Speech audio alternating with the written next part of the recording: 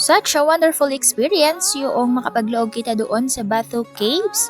We're still in Malaysia. Hello there, Bashies. We are heading back to our hotel para makapagpahinga ng kaunti. At sa klase nga ni ay mga pagod ang lahat, pero syempre sulit ang aming paglaog. At bukod doon sa busog na busog ang aming mga mata ay syempre busog na busog din ang aming mga tiyan sa sarap ng pagkain na aming nilantakan. Ayun, at nandini na nga ni kita sa aming hotel at kita nga ni ay magapahinga ng kaunti.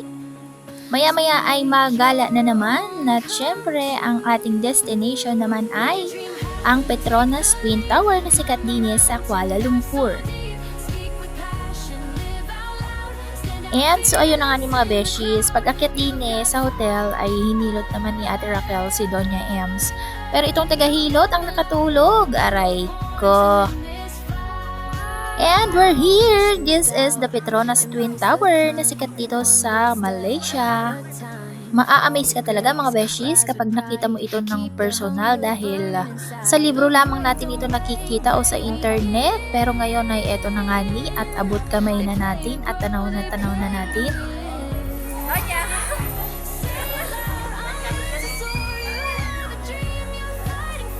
Siyempre, kumpleto ang tropa, ang team Puhang, ayan. At this is our first time na mag-travel ng sama-sama. At hindi mangyayari ang lahat ng ito mga beshies. This is our dream.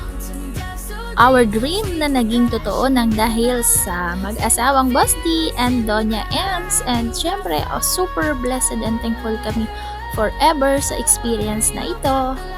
At totoo talaga yung kasabihan mga beshies na good things come to those who wait. Na lahat ng bagay-baga mga beshies ay merong right and perfect timing. Alam nyo ba dati nung ako'y nasa Taiwan when I was working as an OFW?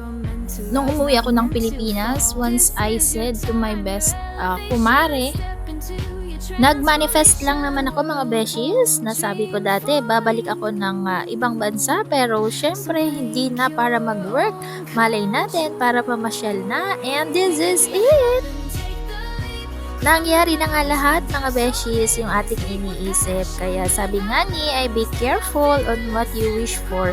Dahil kung ano ang sinasabi ng utak ay nangyayari basta mag-pray and believe and also sipag lang at tiyaga at huwag kalimutang mangarap dahil libre ang mangarap mga beshies.